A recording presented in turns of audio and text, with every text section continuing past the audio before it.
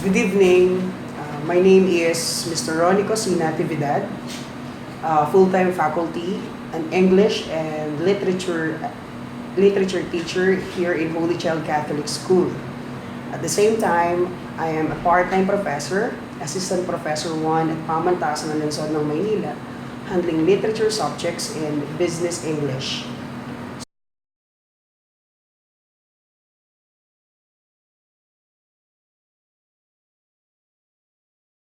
Okay, so what exactly the gender in the society? Gender is about to equalize people, wherein people have their own choice and feelings toward themselves.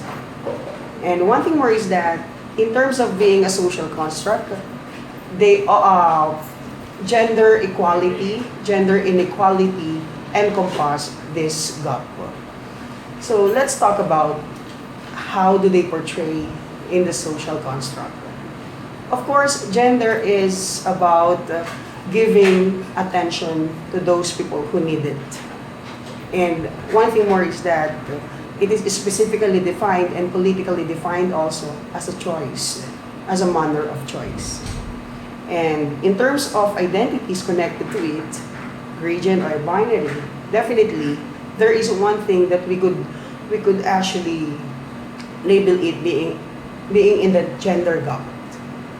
Gender is a way of portraying oneself. It is about giving respect for other people and giving time to identify people, not just to belittling them in the society that they belong.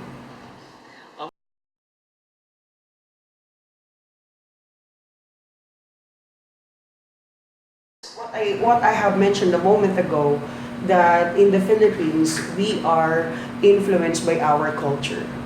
Meaning to say that in terms of giving emphasis into the family, the foundation of the family, paternal side is greater than what we call that maternal side.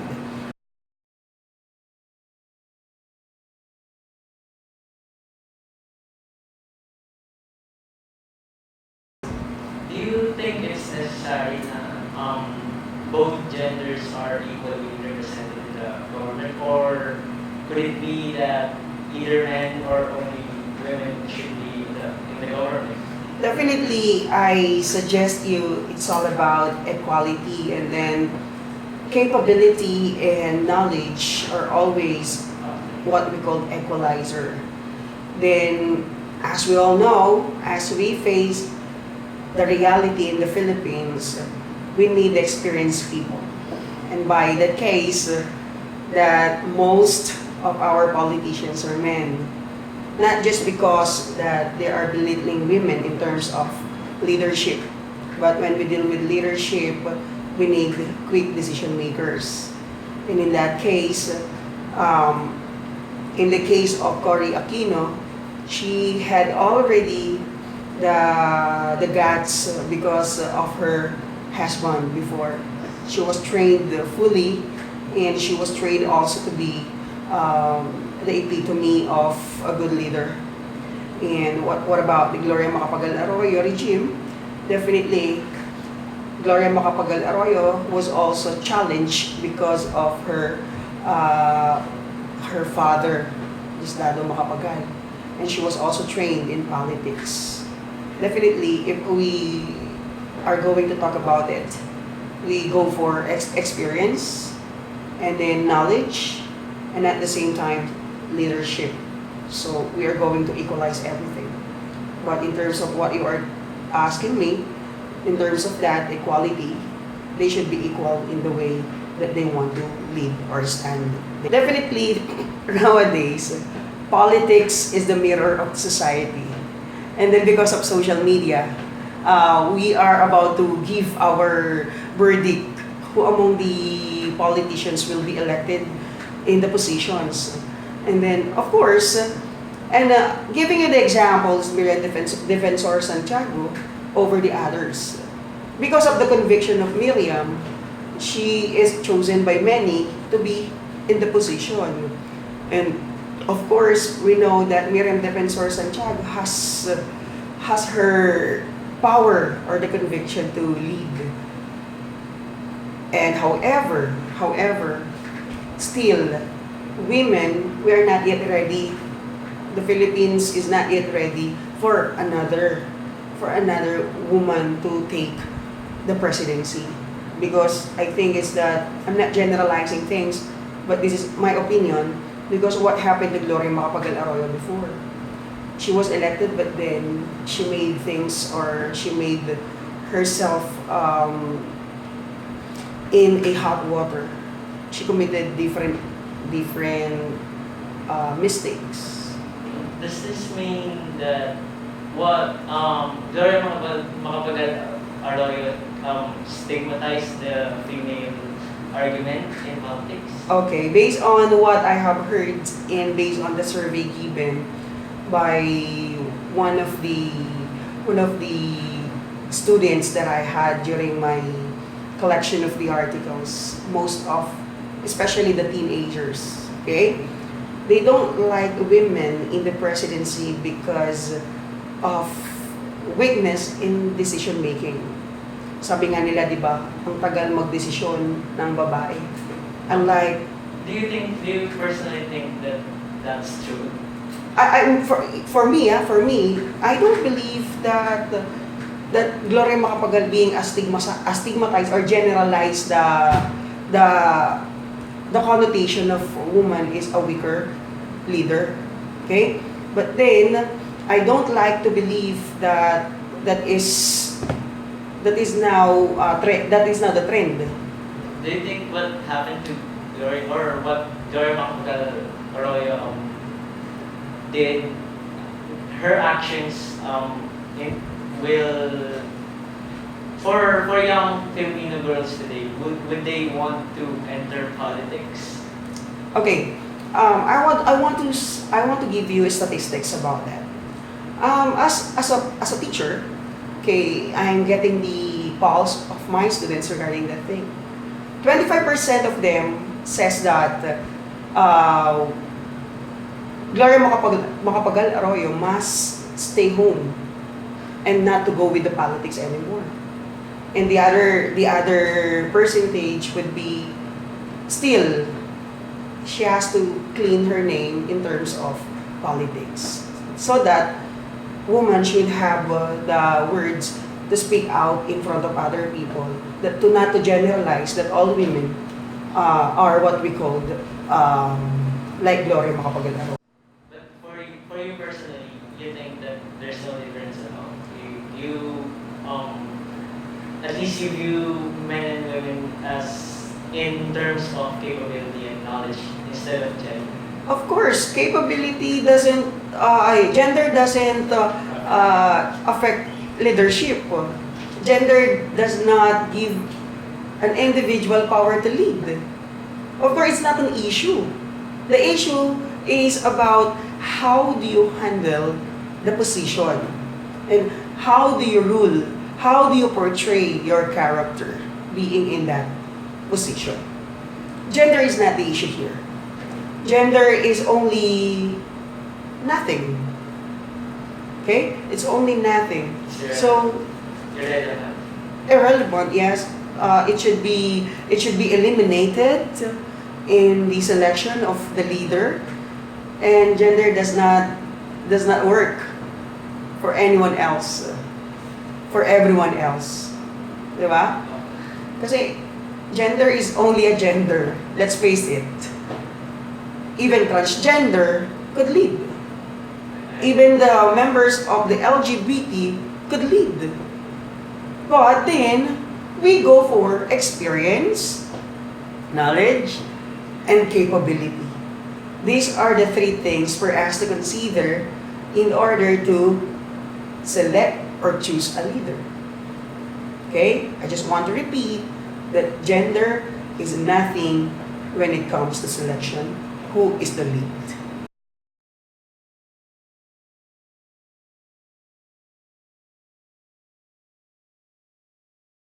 in terms of feminist movement, meron ba tayo nun? Meron. Meron tayong Gabriela. Di ba? Do you consider yourself a feminist? Ako, a little bit. Because, based on my experience, di ba, sa mom ko, kumukuha tayo ng lakas sa mga magulang natin. Pero pag ang magulang na natin yung nadamay sa mga ganyang pagkakataon, syempre lalaban tayo para sa kanila. Ang magulang, syempre, pag sinaktan niya ng mga tatay natin, doon tayo lalakas. So, lalapit tayo sa mga kinahuhulan. Of course, yung tinatawag ko, sinasabi ko nga sa Gabriela, di ba? Sa Gabriela, pinopromote nila yung equality. Silang tagapagtanggol ng mga kababaihan. Diba? Ang issue, the current issue in the feminist movement is, ano daw, pang babae lang daw po yung pinaglalaban. Merong website na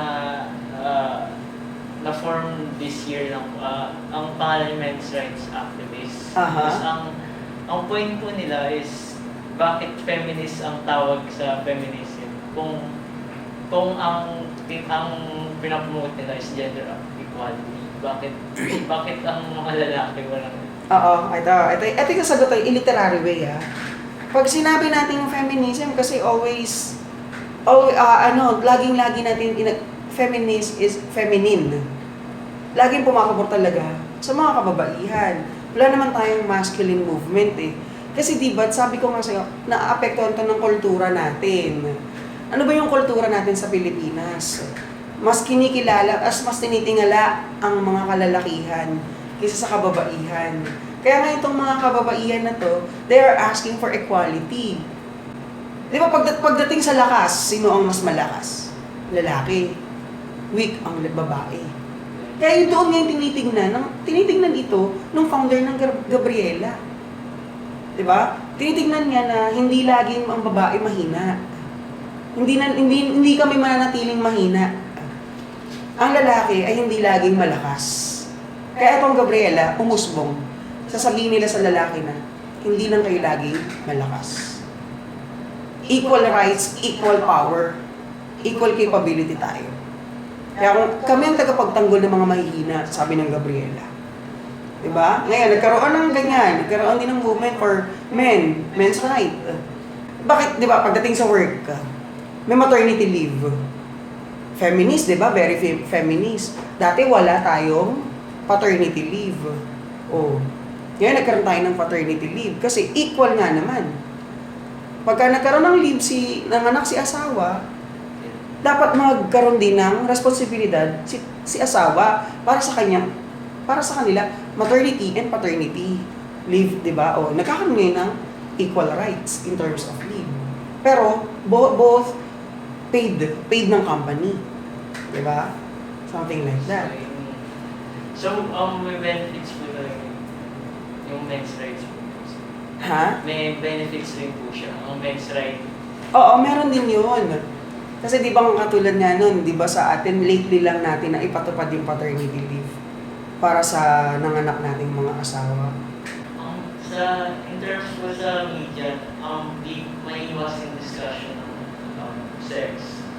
So, at least sa mga nakikita ko, parang pag babae, pag isa siyang sexually liberated na tao, parang masama ang tingin sa kanya. But in the opposite side, parang pag lalaki ko yung sexually liberated, parang tinatrato ko siya. Oo, ayan. Isang nabasa ko din yan sa Facebook sa isang post sa Facebook. Kapag ang mga babae ay nagpapalit-palit ng boyfriend, ang tingin sa kanila ng society, para silang war, para na silang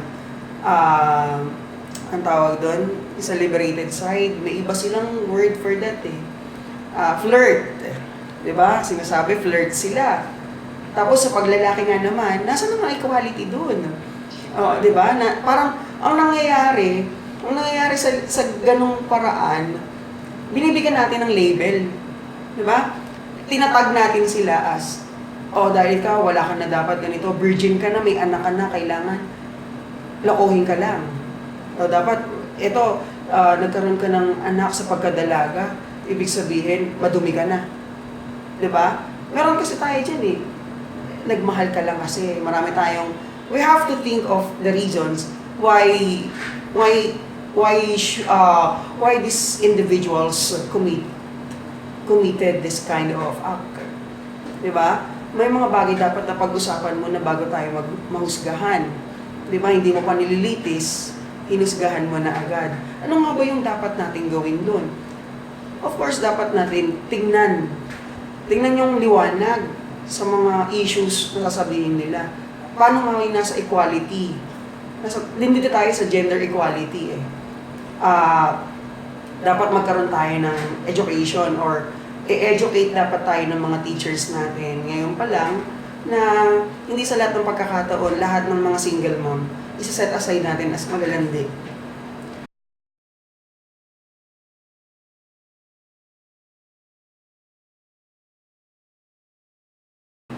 Kasi may mga battered wife din or mga babae na sinasaktan na hindi naman nagsusumbong sa mga feminist movement na yan. Kaya hindi rin nasasawata yung mga lalaki. Kaya yung gender equality still hindi nabibigyan ng justice. 'Di ba? Paano nga natin mabibigyan ng justice ang gender equality kung hindi mo naman ipinapaalam? So, what you're saying is parang may pagkukulang pa rin sa... Oo, yun. May mga pagkukulang pa din. Minsan, katulad nung kay Dennis Cornejo. Diba? Siyempre, nalitis tayo, na ganyan. Na sa media, medyo overstatement yung mga nangyari. Exaggerated yung nangyari. Pero, nasaan pa din yung hustisya para sa kanya? Siyempre, kay Bongbong. Yun nga yung sinasabi natin, di ba? Nakita ba natin equality sa treatment kay Bong tsaka kay Dennis Cornejo? Diba? Nakita ba natin dun yung equality na sinasabi natin? Si Bong Navarro, nabigyan siya ng total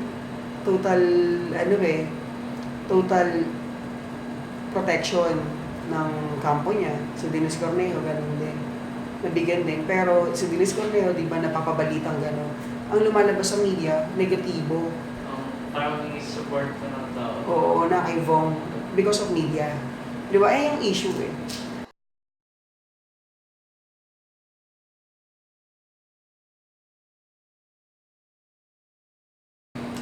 Ang LGBT community, wala pa kasing naipapasang batas para sa kanila. Unlike sa Gabriela, di ba, nagkakaroon na tayo ng mga batas na ipapasa na yung mga batas, di ba? Ngayon, wala pang batas para sa LGBT eh. May isang batas ay lagi nasa kongreso pa pero hindi pa ipinapasa para sa kanila. Unang-una, gender protection, LGBT protection, no? 'Di ba? Katulad nung kay Laude, 'di ba? Kay yung namatay na transgender natin. Merong mga LGBT community na lumalaban para sa kanya. Hindi porket LGBT siya sasawalang bahala lang natin 'yan. Kaya nga hindi na yung kasama yung pamilya niya, tsaka yung LGBT community lumalaban ng hustisya para sa kanya. They are educating people that if they encounter this couple, wag na lang husgahan dahil nga hindi naman nila pinilit ang sarili nila para magkagustuhan. Yung nararamdaman nila ang nanalo. Kaya sila ganun. Kaya nakita nila yun. Diba? Pagka naman in media, mas nabibigyan natin ng kulay ang equality ng mga nasa LGBT. Baka tulad na lang nitong nakaraan na pinag-usapan yung pagpasok ng isang transgender sa isang club na hindi siya pinapasok dahil sa kanyang itsura pero nakalagay sa ID niya, male siya.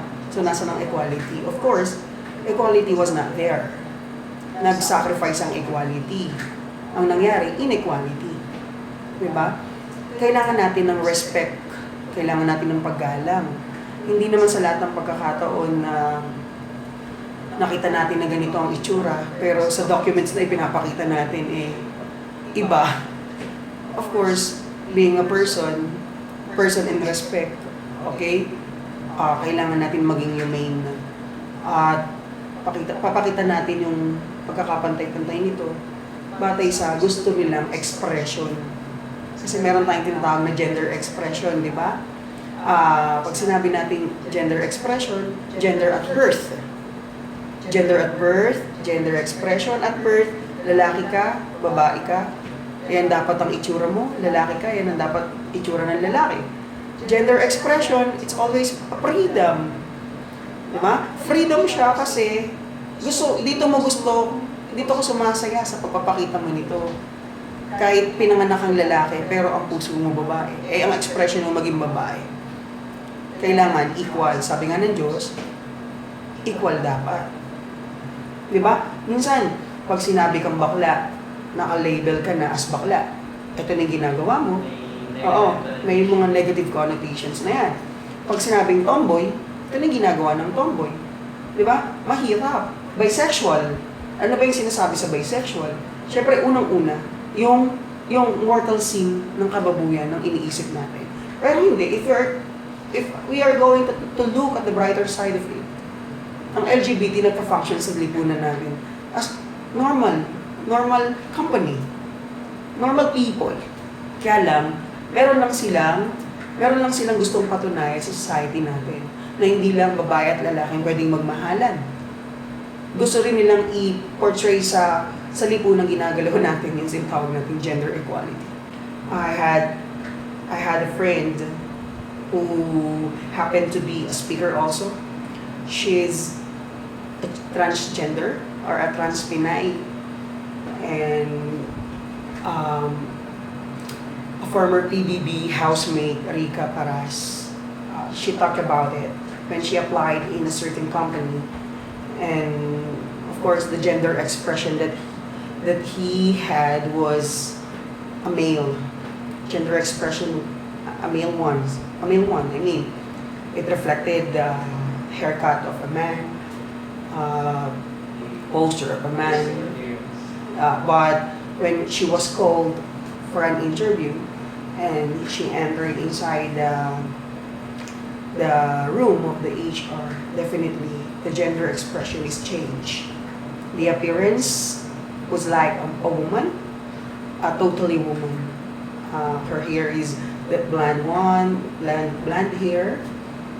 But it seems I really salute the HR because even if in the resume it was a man, but the total appearance was a woman.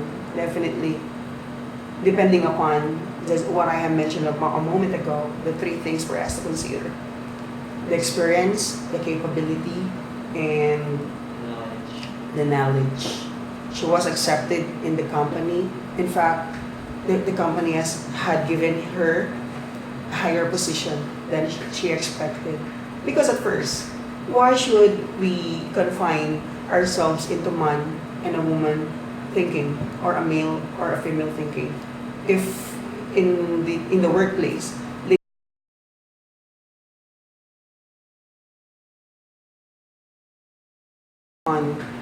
yun nga, sa employment, kasi dito, minsan, whenever we are asking or whenever we are looking for a job, we never see advertisements in the newspapers, in the internet. Some companies, they look for male only, female only. What if the transgender is qualified enough in the position to meet discrimination? And this discrimination is also connotes social discrimination. Kailangan i-exercise ng Pilipinas ang equality in terms of employment. Dapat magkaroon ng batas na hindi dapat namimili ang kumpanya na para sa posisyon. Kasi minsan, maraming qualified na tao sa posisyon. Example, sa nurses, makikita mo sa ads ng ibang bansa, let's say Canada or foreign countries, we need 30 nurses. Okay? We need 100 nurses. Tapos after nun, Sa other ads naman, we need 100 female nurses. Diba? Paano naman yung mga lalaking nurse? Diba? Paano naman yung mga transgender na nurse? Diba? Paano naman sila? Yung mga cross-dresser, most especially yung cross-dresser natin. Pag naghanap sila ng trabaho, yung company prefer nila lalaki. Pero di ba minsan, iniisip natin, mas kaya nilang gawin yung ginagawa ng isang lalaki o babae.